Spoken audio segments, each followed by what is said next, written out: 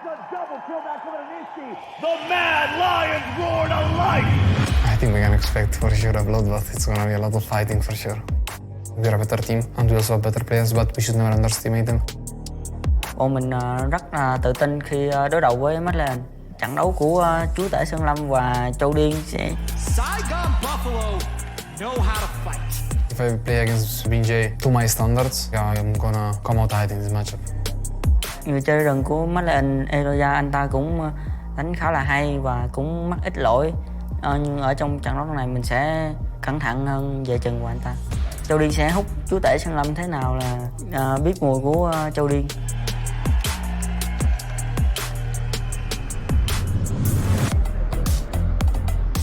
지금 LJL에서 최고로 성적 낸 게 그룹 스테이지까지인데 거기서 좀 더 나아가서 좀 LJL에서 가장 높은 성적을 한번 이뤄서 좀. Bom, se a gente fosse para Nova York, eu levaria não só o nome da Loud para o mundo inteiro, mas para o Brasil. Esse era o nosso objetivo, estando aqui.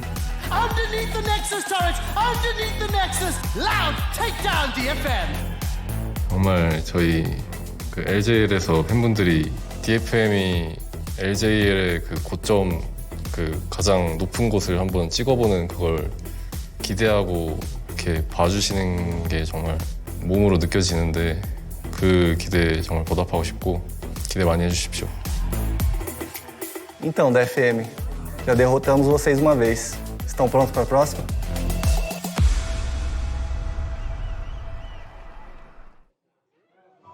Them with victories as well. And this is something you have to anticipate because Saigon Buffalo has been the team that wanted to bring out the SAG mid. Just hovering it there as Mad Lions, you are probably thinking, is that something we need to ban going into the second ban phase?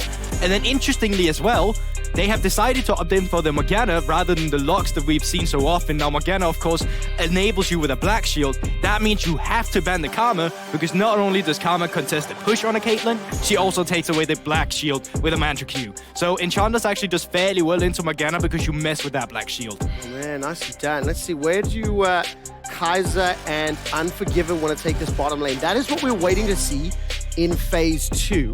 Taking their time on this next ban, and I think for the likes of Saigon Buffalo, once again seeing something different. This is a first-time Caitlyn, first-time Morgana at Worlds play-ins for Shogun and Taki. But when I take a look throughout the course of the year, I actually cannot see any Caitlyn games either here for Shogun, only one game for Morgana, so even different to what we've seen from their regional play. Most certainly, but I really rate the Morgana pick. Something that Kaiser has been showing up with exceptionally is the fact that he's been playing the engaged champions. All of a sudden, you throw Morgana into that, and then majority of Kaiser's champion pool is just straight up countered. And you can even see it from the side of Saigon. They're not really looking to ban away the engaged champions. They're taking away the facilitators in terms of enchanters that could be annoying to deal with. And then in the mid lane for Froggy, it's going to be the Vex. We saw Nisqy on it yesterday. He looked amazing. This time around, he's going to deal with it on the opposite side. What does this do for the rest of the composition? As we see, Taki needs to lock in our top laner for Hazmed, leaving it, despite the fact now was first rotations. Are we looking for, like, with that time? I'm so curious to see what actually going to be the one that's going to contest the lane here, because I don't think there is anything that can contest the lane of a Caitlyn and Morgana that's currently up and available. I think that's why you see them go for the Tamkench. Could still look for a Senna if you want to. Very easy to lock down though, but of course the Tamkench would be there to gobble you up. But AD carry options, Feli is out of the way, Draven out of the way. You don't have too many long range options at least. Saya could be a pivot, but that would be something we haven't seen in a while. Let's find out in just a moment. Where do you think this Maokai is going as well? That could be top lane, that could be jungle.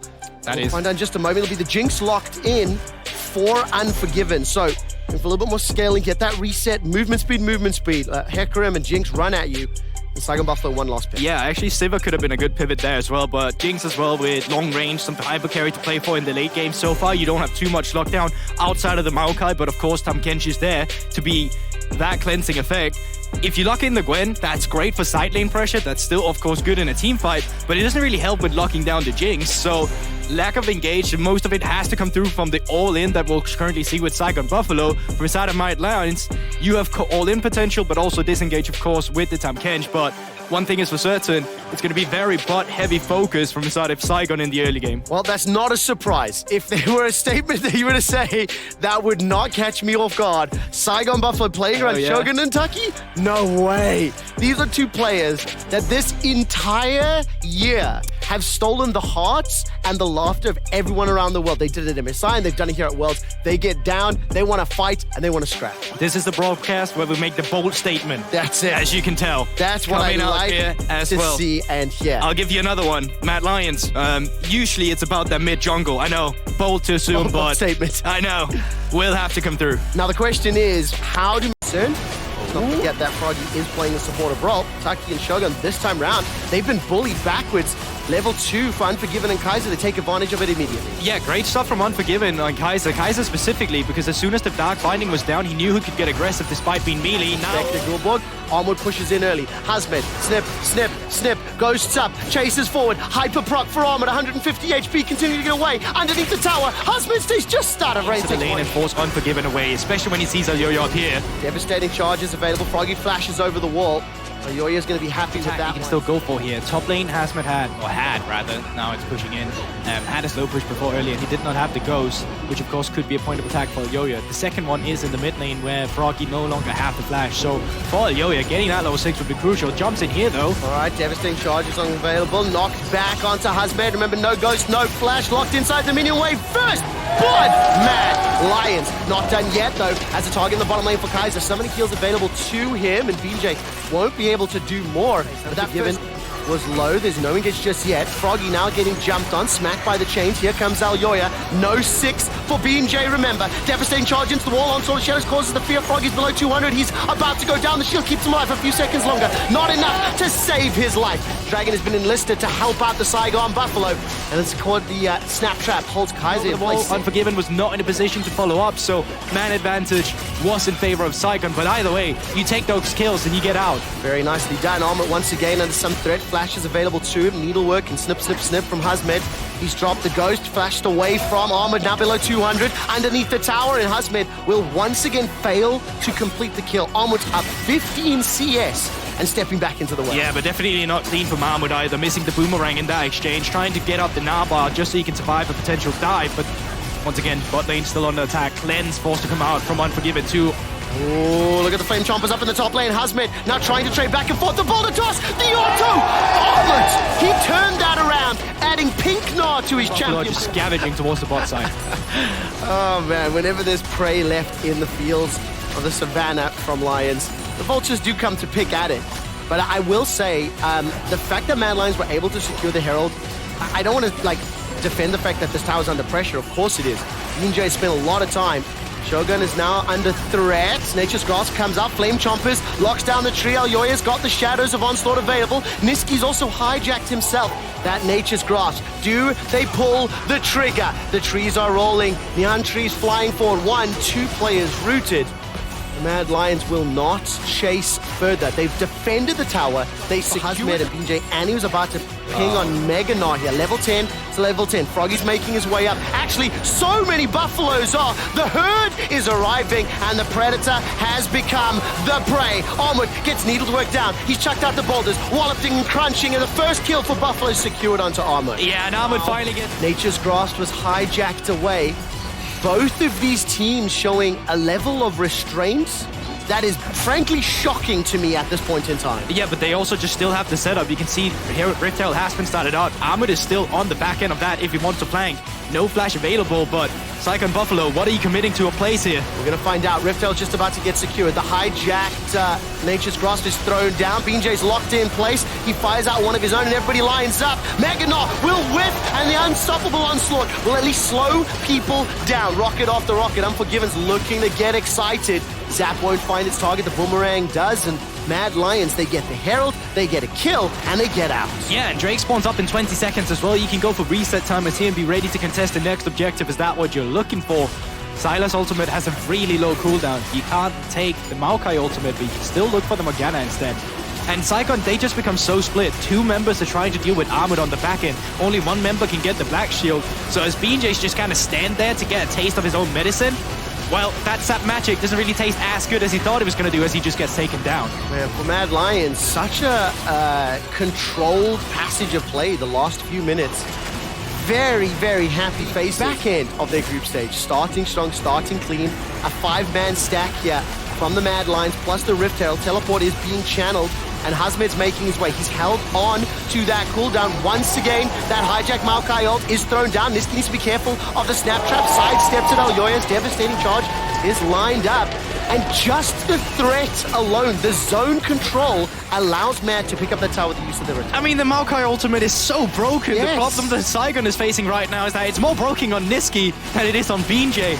Black Shield can only get utilized on 1 person. This time around, it was BJ who got the Black Shield. Who did that leave anyone out to dry? Shogun, forced to cleanse away. BJ, then again, getting picked apart by the rest of the CC following up. Mad Lions barely have to do anything. And you just wait till that Maokai ultimate is available for you. And Gulborg, if everybody lines up, one in a line straight behind a target so they don't get rooted, well, then you're a fantastic target for a Nara or Hecarim. So there's a lot of great synergies in the engage tool. But also just the way that it's actually sent out here by Nisqy, because exactly as to what you say right here, if they all stand against the wall there, they're going to get absolutely demolished afterwards. We'll keep pushing. Exposed inhibitor. There's nobody back there, so the tower's dropping before this dragon will even drop.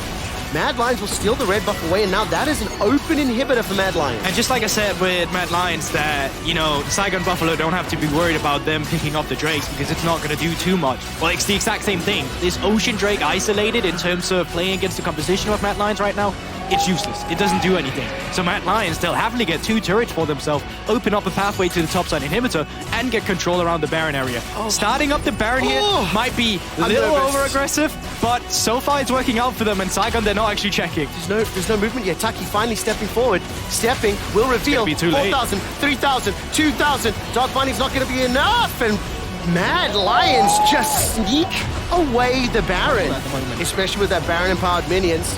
Is going to jump forward, hit the BJ Maokai into the wall. Alyoya, Onslaught of Shadows, 3 targets available. He's holding on to it. Again, tempered aggression just as I start ramping up the hype. Mad Lions, they're playing the map. Look in the middle lane. Nisqy is escorting those minions forward.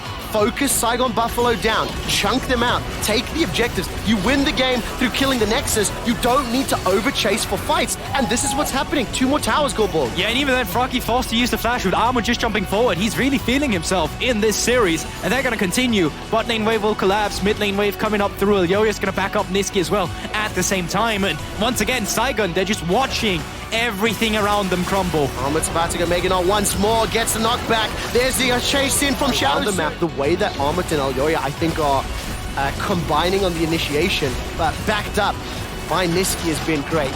Kaiser will use that Devour, will just get rooted up. Shadow Surge forward. Kaiser's going low. The Abyssal Dive, not enough. Takes him out. Onslaught Shadows has been used. Teleport forward. Nisqy has stolen the grass. 2 members stunned by Nisqy once. More armor, rather, against the wall. Now Alyoya's taken out. Hasmed's got himself a kill. They've done forgiven damage. And the reset. Get excited, but it's simply not enough. Shogun stays alive until he's facing down Armored. And Nisqy, 1 member remaining. And the Saigon Buffaloes are about to get aced. Mad Lions win the fight, but that looked close. That looks so close. I just thought the Mad Lions were about to turn it around, but Nisqy shows off huge, comes in with a teleport, finds himself a triple kill. Still a wave to push on the bot side if he wants to open up that inhibitor turret. So despite this looking so good for Saigon Buffalo, they still don't manage to close out the deal. Fortunately for them, though, this is probably not going to be the end of the game, and they pick up some crucial gold in terms of getting that Caitlyn to the 4-item power spike. Right now, the inhibitor's just about to fall, rooting BJ down in place, stepping forward to the Kingslayer and chucking those chains out. Taki's socks, shackles, has been hijacked away, rooted up under the tower. Nisqy continues to push forward. That heals! Keep him alive!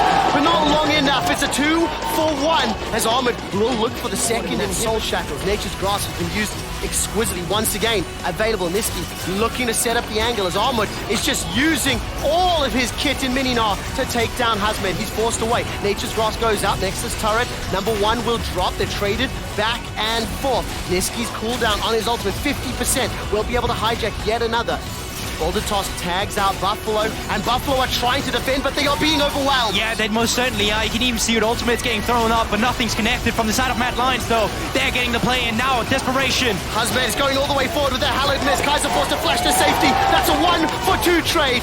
No Gwen, no Vex, no Maokai. Saigon Buffaloes are being eaten alive inside their base, and the Mad Lions will strike first in this best of 5. It was a slow game this time around.